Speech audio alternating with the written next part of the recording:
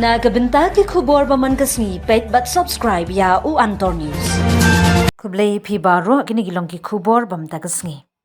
U President Barim ka NPP ka jila bor MP Bamarwe jong ka Rajya Sabha u Dr. W.R. Kharluki uloong ba kamat dan tirel kala kutno nadu ba ka sarkar jila kala pynphai no e ka pisa ka bra menjur da ka center ka ba ars pa klur tingka na ka bentaban shim jaka ban pentrei kami ki project len tirel ha ka jila.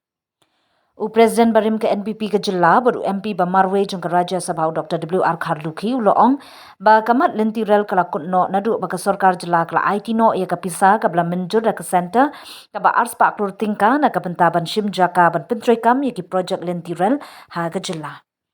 Ka sarkar jila kala pynphai biang ia ka pisa kumta ka subject ka kutang hangte ong u Dr. Kharluki haba ya kren beginong tho khubor haba kin tho halor karai jong ka sarkar ban thau ya ka all party committee ban bishar bnya ya kamat penya so lentirel ha ka than khasi ba jantia jong ka jila.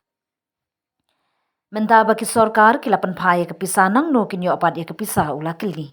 Karkum ka jing ong jong u ka jingyalang ai jingmon ka bla terwa kala banong na ka benta banwan ra ya ki project lentirel ha ki por banwan. Halor karai jong ka VPP banum yishim benta ka committee all party halor ki lentirel u Dr. Kharluki pinban ulo ong ke ei ka ba ka sarkar ka don kam ka dei ka jing persha ka ba te. Kam tim da ka ba omdan ha kata ka committee ai jingmut kalong ka ba te ne ka ba penjat ngam tim.